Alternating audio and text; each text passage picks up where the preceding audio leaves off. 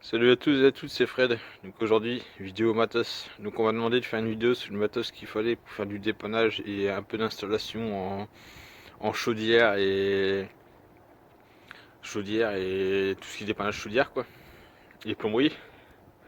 Donc on voit la caisse dans, dans sa totalité. Donc on va passer par les outils basiques.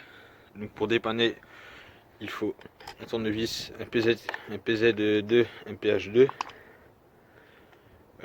Tournevis plat, petit tournevis électricien, ainsi qu'un tournevis Torx. Donc ça c'est chaudière Vaillant, Chaudier Duval, ça pareil la plupart des soulières. Les petits tournevis à domino, réglage bloc gaz, tout ça quoi. Ensuite, pour les parties plus exotiques, un porte-embout,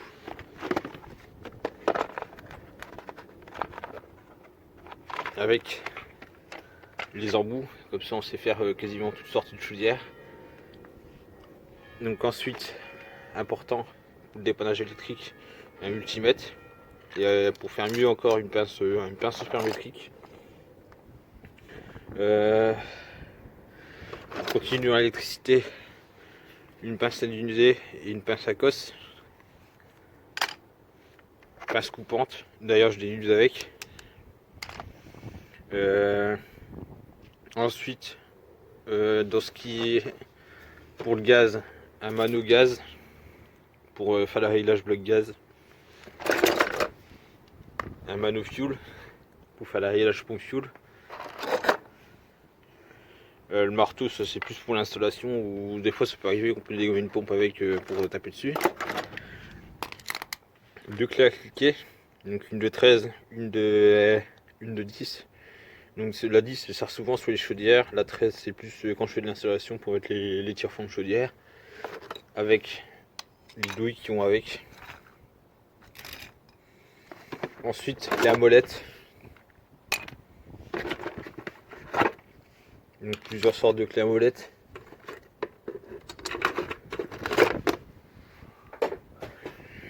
Donc une petite. Donc j'avais une petite Virax mais je l'ai paumée. Ensuite le mètre il est dégommé donc il dégage. Hop. Normalement j'en ai un autre de mètre. Des clés BTA il faut. Ça pareil, réglage pompe mazout, pompe bloc gaz aussi, ça peut sur du Vaillant.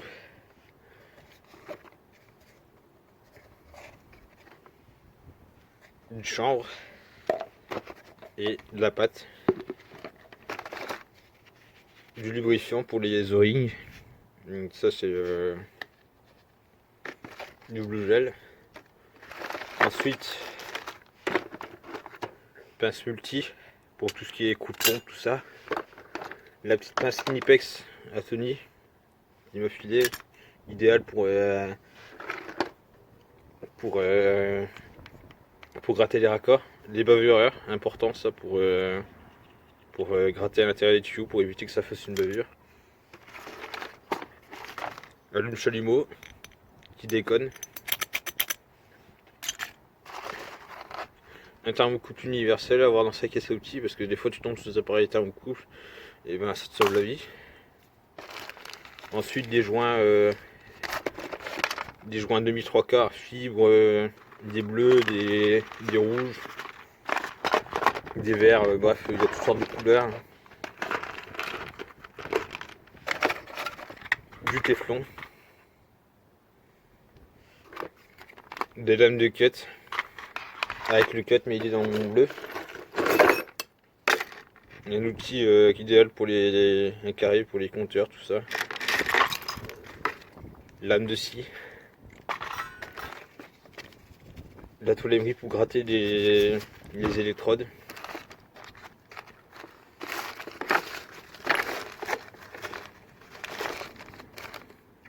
Ensuite tube pour l'installation, ça surtout. Un petit et un grand. Et ensuite il y a diverses sortes de clés à cliquer comme ça, une 17, une clé de 19 pour les écrous de 3.8, une clé de 13, une clé de 13 pour à cliquer qui est orientable. Ça c'est idéal sous des éviers, tu fais ça, tac tac tac, tu démontes les mitigeurs. Ensuite plusieurs bouchons entre 8 quand tu fais un dépannage sur une robinetterie. Un deuxième porte-embout plus court avec un embout dessus. Un marqueur pour faire le repérage quand tu démontes. Un cliquet pour démonter les vannes de radiateur. Enfin un cliquet juste l'embout. Des mines pour ton porte-mine. Ensuite après j'ai du bordel dans la caisse. De la paille de fer, laine d'acier plutôt. Une clé de 11, toujours à cliquer. Une petite pince pour choper des circlips.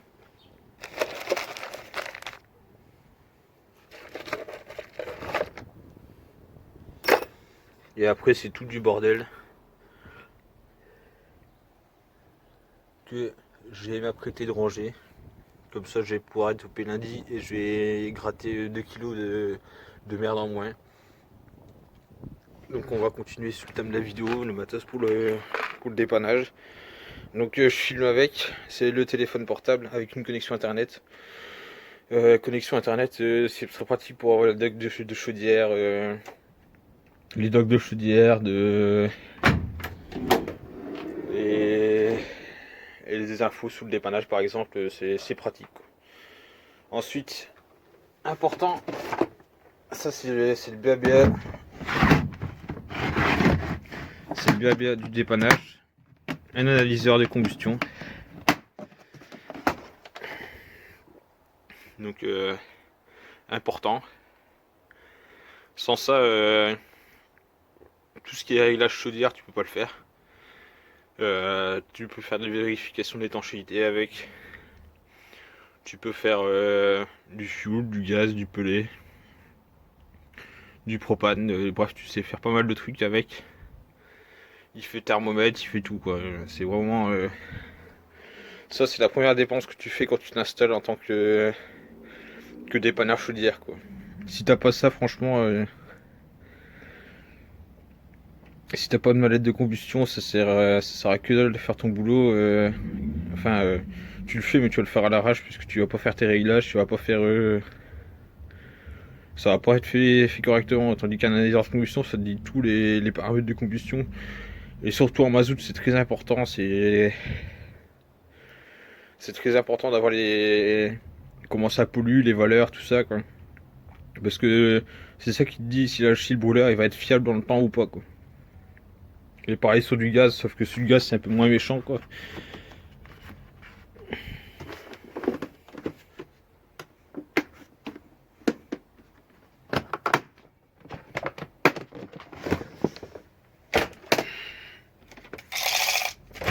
Ensuite, boîte à Wago, donc c'est pratique aussi.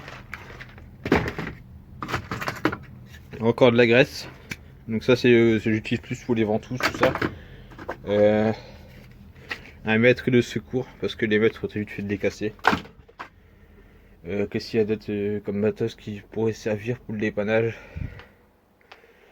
C'est le bordel dans mon camion, excusez-moi, mais quand t'as envie d'être en week-end rapidement, bah tu claques tout comme ça et puis c'est tout. Ensuite, hop, je vais le remettre droit. Voilà.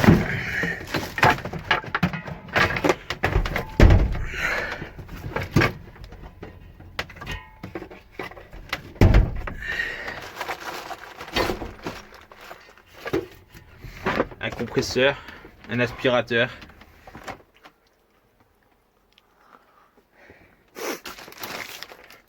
Un phare important pour l'éclairage, même si j'ai un phare sur batterie, c'est l'éclairage principal franchement. L'éclairage est le principal. Ensuite du produit moussant pour l'étanchéité. fer à souder pour, avec de l'étain pour si t'as un petit composant qui est dessoudé ou une connerie comme ça sauve la vie.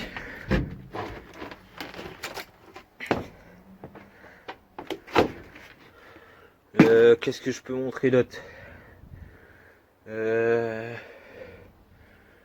Tac tac tac. Du câble électrique. Donc ça c'est du souple. T'as du 0,75, 5G 0,75. Donc ça c'est pratique si tu veux câbler des fils, si tu refais des câblages de chaudière. Par exemple tu câbles une fiche 7 pôles.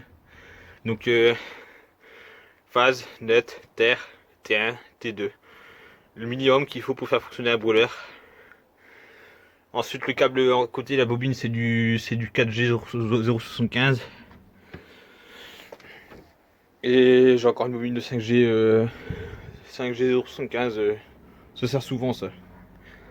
Ensuite tout ce qui est tuyau de vidange, les tire-fils, tout ça c'est important aussi ça.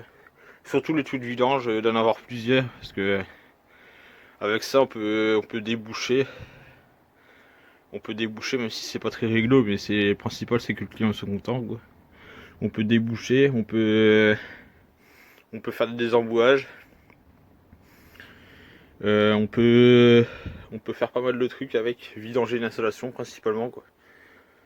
Parce que j'ai déjà vu des gens qui vidaient des installations au seau, hein, et aller vider 100 ou 200 litres d'eau au seau, hein, tu perds une demi-heure. Truc important aussi quand tu fais du dépannage électrique ou dépannage de chaudière, c'est d'avoir plusieurs petits relais, des petits relais 4 contacts.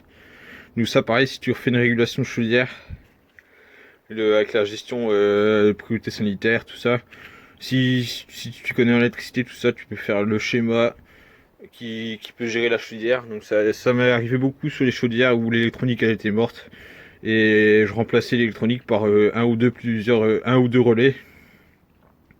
En général c'est 2-3 relais qu'il faut pour gérer la priorité sanitaire, les sécurités de surchauffe, la sécurité manque d'eau,